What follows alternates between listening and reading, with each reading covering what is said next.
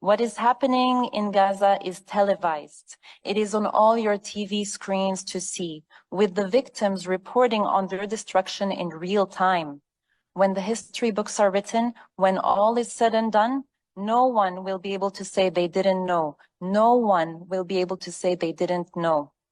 And something else which is there for all to see is which countries have taken a principled stance, a moral stance, a legal stance, and which have not. Which countries have engaged in good faith with our requests for open discussion on arms transfers and which have not.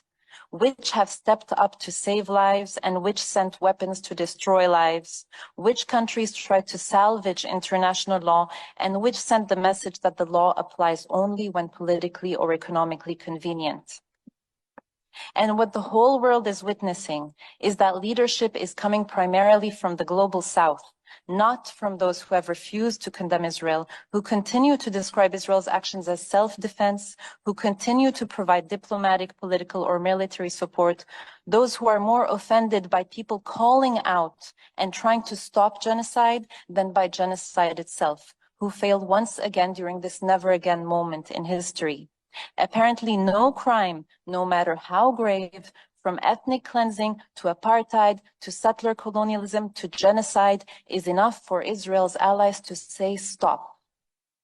When Israel made allegations against UNRWA, the UN humanitarian aid agency providing life-saving aid to the starving population of Gaza, and before investigations into these allegations were even concluded, those states decided to suspend their aid to the whole organization.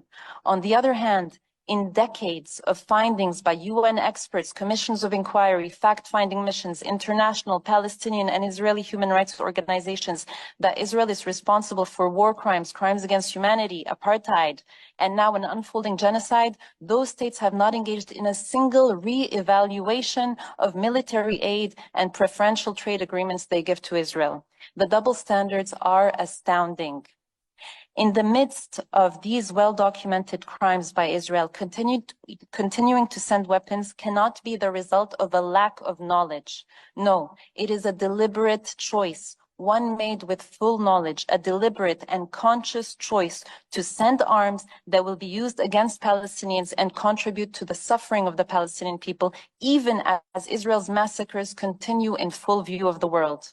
According to Amnesty International, states providing to Israel are, quote, violating their responsibility to prevent genocide and contributing to war crimes and crimes against humanity, unquote. So we need to ask ourselves why.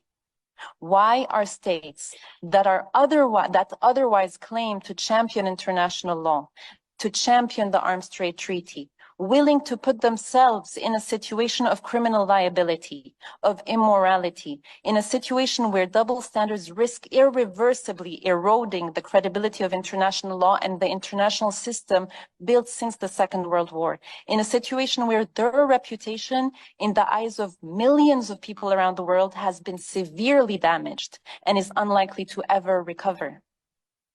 Indeed, demonstrations around the world make it very clear, while a small number of powerful states stand with Israel as it pummels Gaza, the overwhelming majority of states and world public opinion stand firmly with Palestine, with the law, with peace. So we ask again to those states who insist on sending arms, for what purpose, to what end? Is the answer apathy, indifference, a head in the sand continuation of business as usual? Is it profits, the desire to sell your weapons and make defense profits no matter the cost, legal, moral, or reputational?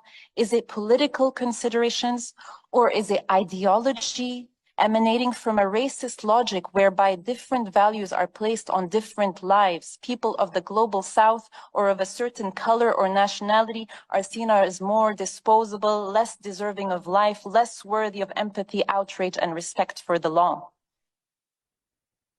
There is no diplomatic way of calling out racism, and it is time to call a spade a spade. To those states who have been and are still sending weapons despite the unfolding genocide taking place in Gaza, despite your knowledge of the facts and of the law, this is your moment of truth.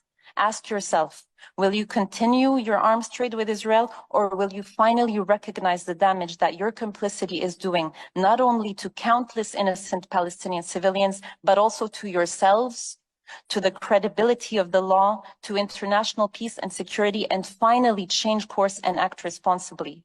We are here to say that it is not too late to save Palestine, nor is it too late to save yourselves from continued complicity. To conclude, it is not only a moral duty, but also a legal duty incumbent upon all states to impose a two-way arms embargo on transfers of military items to and from Israel. We are not asking you to be pro-Palestinian, simply to be pro-international law, the laws that you yourselves have elaborated, embraced, or committed to be pro-peace, pro-humanity. We do not want special treatment. We simply want you to stop giving Israel special treatment as though it were a state above the law. If instead you choose to continue sending weapons to Israel as it annihilates the Palestinian population of Gaza, then you do not get to ever pretend again that you support international law, care about human life, or have moral convictions that apply universally. I thank you. Muchas gracias.